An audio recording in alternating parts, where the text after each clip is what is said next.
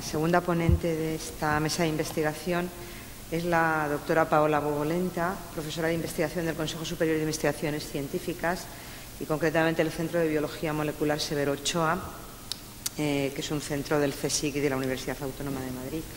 Y como todos ustedes pueden saber por el programa, el título de su intervención son las proteínas SFRP en la degeneración de los fotorreceptores. Tiene un valor particular la intervención de Paola esta tarde precisamente por haber obtenido el premio de investigación de Fundaluce. Y bueno, un año más, pues me gustaría realmente agradecer tanto a FARPE, a Fundaluce y también a la Fundación 11 por el apoyo y que nuestro laboratorio está recibiendo y por creer en la investigación que hacemos. Aquí, pues, otra vez más, y en este año me gustaría hablar un poco de los resultados que tenemos o de las ideas que tenemos de una determinada proteína llamada SFRP y de su participación o posible participación en esta patología, la distrofia de retina. Y me gustaría también contarlo en un contexto un poco más general. Realmente tenía idea de hacer un pequeño y brevísimo resumen sobre la distrofia de retina y por qué estas se consideran enfermedades raras. Creo que puedo saltarme este paso, puesto que Paco, el profesor Palau, antes haya dado un panorama bastante amplio de esto. Lo único que me gustaría subrayar es que la distrofia de retina, aparte de, digamos, realmente se acumulan por un problema fundamental. Todas ellas se caracterizan por la muerte de los fotorreceptores. Como ya sabéis, nuestra retina o la retina de todos los vertebrados tiene dos tipos de receptores, los conos y los bastones, y dependiendo del tipo de enfermedad que uno padece, puede sufrir la muerte primero de un tipo y sucesivamente del otro, pero en general lo que ocurre es que de una retina normal, pues un paciente afectado por retinosis pigmentaria o por distrofia de retina termina perdiendo la mayor parte, si no casi todos, sus fotorreceptores. Ahora, la idea más fácil a plantear es, bueno, pues si yo pierdo un tipo celular, tal vez lo más fácil es reponerlo. Y si fuéramos capaces de reponer esas poblaciones de cono y de fotorreceptores, tal vez seríamos capaces de recuperar o de reparar en parte estos problemas de visión. El problema fundamental es de dónde cogemos nuevos fotorreceptores y cómo lo podemos obtener. Y realmente esto es un problema bastante común a cualquier tipo de enfermedad neurodegenerativa o, por ejemplo, también, pues, no sé, en un infarto de corazón, donde parte de la célula cardíaca mueren. Como ya Rafa, el rector de investigación de la UAM, ya ha mencionado, este año el Premio Nobel de Medicina ha premiado, digamos, la idea de cómo podemos tal vez obtener estas nuevas células que se mueren. Y ha premiado, pues, dos investigadores, como ya Rafa ha resumido antes muy bien. Primero, un investigador británico, Sir John Gurdon, que ya en el 1962 hizo un primer experimento realmente muy sencillo, pero muy brillante, en lo cual demostraba que la especialización de una célula madura es reversible. Lo que hizo es coger una célula de una rana, de un sapo, y eliminar del ovocito de la rana el núcleo y implantar en esa célula un núcleo de una célula más bien diferenciada. Y lo que observó es que este nuevo híbrido celular era capaz de reformar básicamente casi un embrión entero. Eso fue acogido con un cierto escepticismo, pero pues ya casi 40 años después, Shinichi Yamanaka, que ha sido el segundo premiado de este año, consiguió demostrar e identificar una serie de factores, un cóctel de factores que son capaces de reprogramar una célula ya madura y reconvertirla en una célula capaz de dar lugar a cualquier otra célula. Eso realmente abre unas grandes puertas a lo que son la medicina regenerativa. Por ejemplo,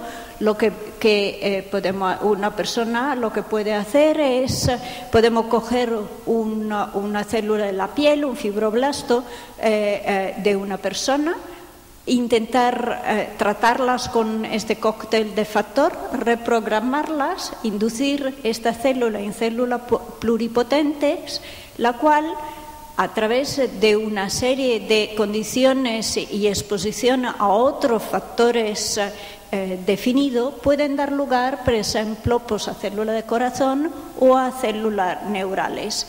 Esas células, en teoría, ahora las podíamos trasplantar o bien en el propio donante o en otros receptores que sean compatibles. Obviamente esto abre muchísimas puertas. Sin embargo, la reprogramación celular no es la única fuente celular posible. Y de hecho hay otras fuentes de células pluripotentes y eso son las células embrionarias, por ejemplo, que derivan del blastocisto justo después de la fecundación. Y este año es un año, digamos, de particular enhorabuena, tal vez por la biología regenerativa y especialmente por la biología regenerativa hacia las enfermedades oculares, porque un grupo japonés, utilizando justo estas células embrionarias, ha conseguido casi la formación de un ojo en cultivo. El grupo de Yoshiki Sasai en Japón también lo que hizo es coger células embrionarias y con un pequeño truco experimental insertar un chivato fluorescente que permite seguir células que se están convirtiendo en ojo. Y realmente, bajo determinadas condiciones de cultivo, se dio cuenta que estas células pluripotentes eran capaces de recapitular casi mágicamente la formación de un ojo, así como ocurre durante el desarrollo embrionario en una madre. Y lo hizo no solo con células pluripotentes embrionarias de ratón, sino también con células derivadas de humano. En ambos casos ha conseguido, la formación de un esbozo ocular muy bien desarrollado y con características típicas de un ojo humano, en el caso de humano, y también este esbozo ocular era capaz de dar lugar a la formación de fotorreceptores. Por lo tanto, ha conseguido crear, nuevos fotorreceptores en una placa de cultivo. Ahora, esto es sin duda un paso de gigantes, pero siempre hay un pero, y tal vez esa es la parte más triste, que no siempre todo es perfecto. Los mismos investigadores reconocieron que los fotorreceptores se formaban de forma imperfecta y que los segmentos externos de los fotorreceptores, que son indispensables para el procesamiento de la información lumínica, no se desarrollaban de forma correcta. Y ellos mismos discutieron que tal vez ese desarrollo requiera de una condición ligeramente distinta o de la interacción con otros tipos celulares. Y aquí, digamos, tenemos que llegar a lo que es realmente una retina. La retina realmente es una integración de distintos tipos celulares, no solo fotorreceptores, sino otro tipo de neuronas, células del epitelio pigmentario o células gliales que dan soporte y apoyo a los fotorreceptores. Cuando los fotorreceptores mueren, estos otros tipos celulares también sufren. Por lo tanto, un concepto fundamental es poder mantener la integridad o la interacción entre estos tipos de celulares. Si eso ocurre, la medicina regenerativa podría tener más éxito. Por ejemplo, uno podría pensar que si realmente conseguimos preservar lo mejor posible la estructura de una retina, aunque ésta esté degenerando, y mantener la comunicación entre este tipo celular y, por ejemplo, ralentizar digamos, el proceso de degeneración, esa recapitulación o esa reparación que puede ofrecer la medicina regenerativa sería mucho más eficaz. Es aquí donde yo creo que entramos parte del trabajo que estamos desarrollando se podría encajar. De hecho, como ya he explicado en otras ocasiones y no quiero resumir, digamos, no quiero ir en los detalles, nosotros hemos determinado que una proteína que por brevedad llamamos SFRP, aunque es difícil de pronunciar, podrían ser entre los factores que regulan estas interacciones celulares, la comunicación entre los fotorreceptores, la célula pigmentaria y tal vez las células gliales, y que podrían, por lo tanto, ayudar a preservar la estructura de la retina, frenando la degeneración y favoreciendo, por tanto, otra terapia mucho más resolutivas. ¿Por qué pensamos que eso es así? Bueno, solo voy a poner 3 ejemplos de experimentos que hemos hecho para demostrar que esto es así, y dejaré 3 cuestiones abiertas sobre las cuales estamos trabajando.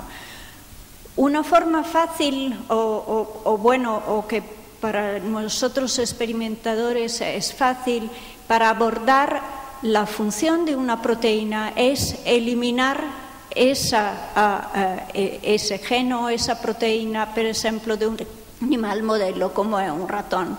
Y eso es lo que habíamos hecho. Coger un ratón que carece de la proteína SFRP1 y analizar su retina. Lo que nos hemos dado cuenta con la ayuda inestimable de Conchi Lillo, que nos ha ayudado mucho con la microscopía electrónica, nos dimos cuenta que aunque la retina parece bastante normal, hay algunos pequeños defectos y una desorganización de los fotorreceptores.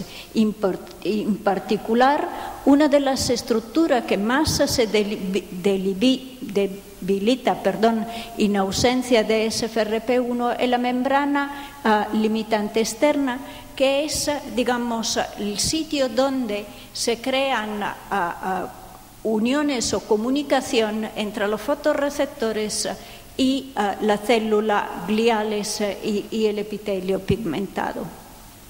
Eso nos sugería, por lo tanto, que de alguna forma SFRP es necesaria para mantener el buen estado de salud o el fitness, no sabría bien cómo traducirlo del inglés, de los fotorreceptores, y que en su ausencia la estructura de la retina de alguna forma se altera o se debilita. Si eso es así, uno debería también pensar que un animal o una retina que carece de SFRP podría ser más sensible al estrés. Uno de los estrés más fácil de aplicar a una retina es el estrés lumínico. Por lo tanto, lo que hicimos es un experimento bastante fácil, es poner un ratón normal y un ratón que carece de proteína SFRP a estrés lumínico y simplemente analizar cuál es el estado de su retina. Y lo que realmente vimos es que es así. Los ratones que carecen de proteína SFRP1 tienen una retina mucho más débil y los fotorreceptores degeneran muchísimo más deprisa que en un ratón wild type. Y esto se ve también por su ausencia de bastones y en particular de los conos, que parecen ser más sensibles. Asimismo, pensamos, por lo tanto, que SFRP1 protege los fotorreceptores del daño apoptótico, del daño celular. Si eso es así, uno también debería pensar que en un modelo genético donde de distrofia de retina, la degeneración de los fotorreceptores debería de estar acelerada en ausencia de SFRP. Por lo tanto, lo que hicimos es cruzar un ratón modelo de degeneración retiniana con nuestros ratones carecientes de SFRP1 y al igual analizar cuál es el estado de los fotorreceptores. Lo que observamos otra vez es que efectivamente en ausencia de SFRP tenemos una degeneración muchísimo más rápida que afecta tanto a los conos como a los bastones, pero particularmente a los conos, que evidentemente son particularmente sensibles a la ausencia de SFRP. Bien, esto nos deja con, como he dicho, por lo menos un mínimo de 3 cuestiones, solo voy a nombrar esas 3. ¿Cómo actúa SFRP1? No quiero entrar en los detalles experimentales de cómo llegamos a estas conclusiones, pero tenemos 2 conclusiones de momento.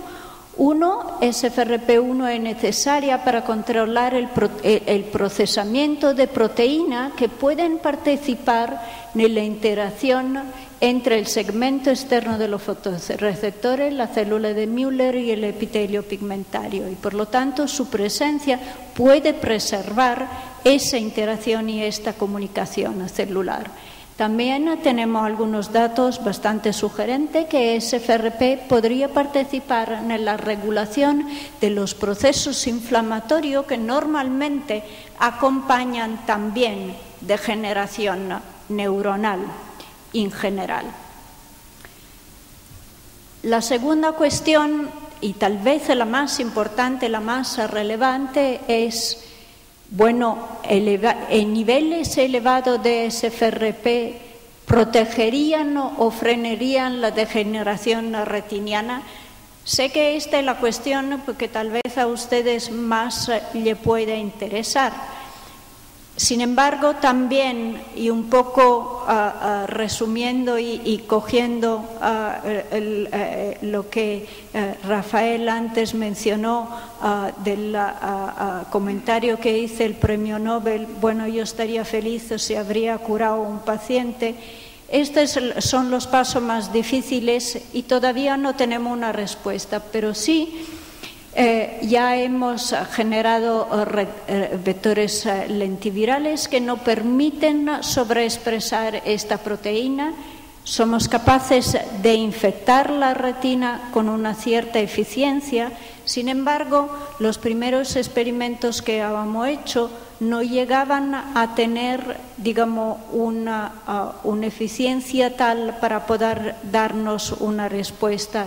En estos últimos meses creo que habíamos mejorado muchísimo nuestra producción de vectores lentivirales y conseguimos generar virus que generan una cantidad de proteína SFRP bastante elevada, y confiamos que con estas nuevas preparaciones sí podamos abordar este problema. Por lo tanto, confiamos de haber solventado la mayor parte de nuestros problemas técnicos que siempre existen.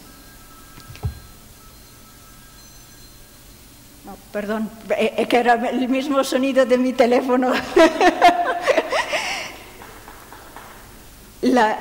La tercera cuestión que queremos explorar, y tal vez aquí sí me gustaría pedir la ayuda de todos vosotros, porque es una idea todavía a plasmar. Nosotros, y creo que a lo mejor tanto los genéticos o los genetistas, presentes en la sala, como vosotros nos podáis echar una mano en esta cuestión.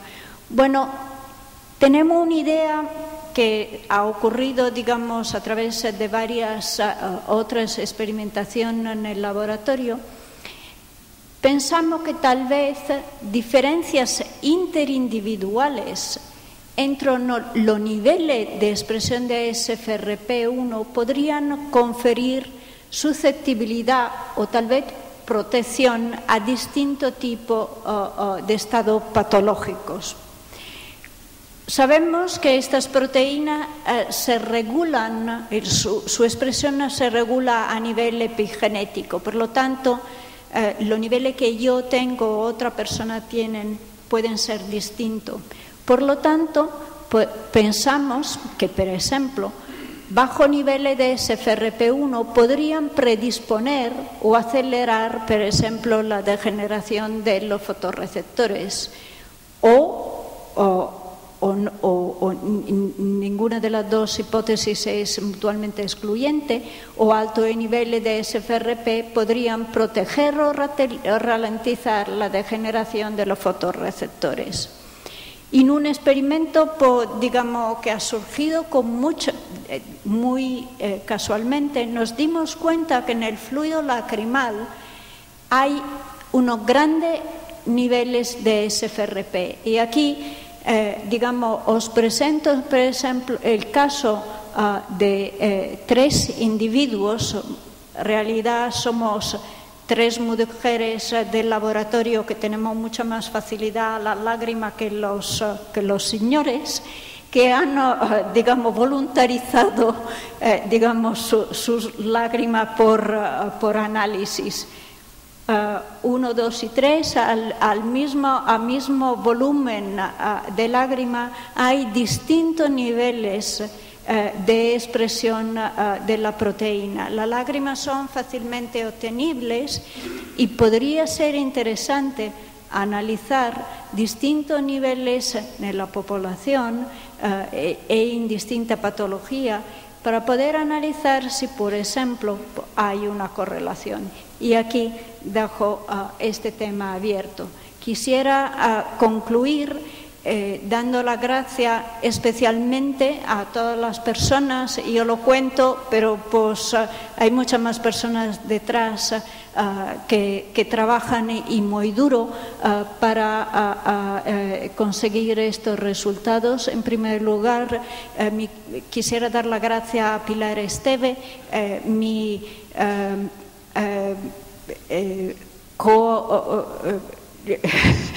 no sé cómo, bueno, mi amiga de toda la vida, tal vez eso sea lo mejor, con la cual comparto la dirección del laboratorio y que realmente es el cerebro detrás de mucho del trabajo que hacemos en SFRP en el laboratorio, también, como no, a Elsa Cisnero, que ya ha dejado el laboratorio porque es responsable de la mayoría del trabajo que os he contado.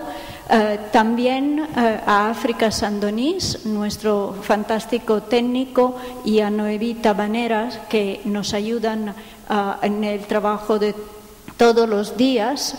Y quisiera nombrar también a Javier Rueda, un estudiante que acaba de empezar este año su doctorado en el laboratorio y que ha participado en parte de en este trabajo, y a 3 jóvenes todavía estudiantes. Hay que darle un guiño, como decía antes, se ha dicho en la mesa de introducción, Beatriz Duje, Malte Lehmann y Raquel Torribio, que están participando y trabajan también en estos temas. Y como no, quisiera dar la gracia a nuestros colaboradores, a Kiko Shimono por los ratones, a Marisa Torribio y a la gente de su laboratorio por la ayuda con los